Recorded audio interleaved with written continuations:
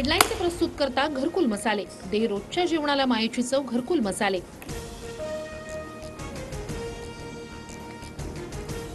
नवी दिल्लीहून प्रयागराजला जाणाऱ्या रेल्वे गाडीचा प्लॅटफॉर्म बदलल्यानं स्थानकावर चेंगराचेंगरी। भीषण दुर्घटनेत 18 जणांचा मृत्यू तर 10 जण गंभीर जखमी। रुग्णालयात उपचार सुरू। मृतांच्या कुटुंबियांना 10 लाखांची आर्थिक मदत जाहीर।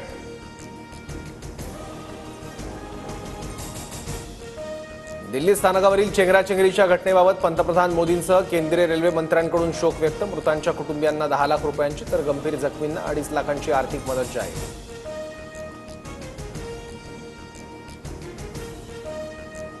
एसटी परिवहन महामंडळाचा प्रवाशांच्या जीवाशी खेळ। भरधाव शिवशाही बसचा पुढचा टायर अचानक निघाला। सुदैवानं 50 प्रवाशांचा जीव थोडक्यात बचावला। अमरावतीहून नागपूरला जात होती एसटी बस।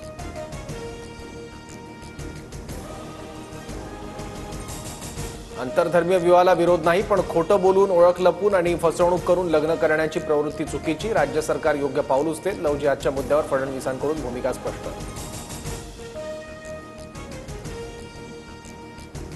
हरियाणा आणि दिल्लीत काँग्रेसने आपसोबत युती होऊ दिली नाही। काँग्रेसला भाजपला नाही तर मोदी विरोधक केजरीवालांना हरवायचं होतं। केजरीवालांनी सांगितलेला किस्सा राऊतांकडून समोर।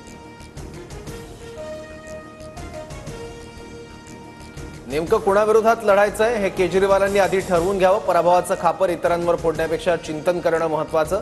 काँग्रेस प्रदेशाध्यक्ष हर्षवर्धन सकपाळांचा केजरीवालांसह राऊतांना सल्ला।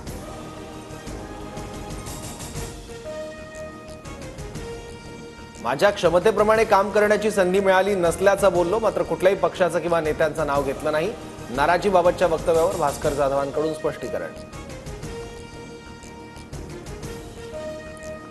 कृषी क्षेत्रातील भ्रष्टाचारावरून सुरेश धसांचा पुन्हा धनंजय मुंडेंवर रोख। कापूस, सोयाबीन, तेलबियांची उत्पादकता वाढवण्यासाठी तत्कालीन कृषी मंत्र्यांनी घेतलेल्या निर्णयाची माहिती द्या। धसांचं कृषी विभाग सचिवांना पत्र।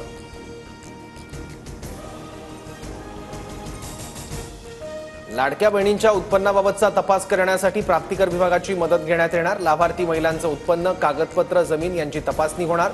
2.5 लाखांपेक्षा जास्त उत्पन्न असलेल्यांना योजनेतून वगळणार, सूत्रांची माहिती।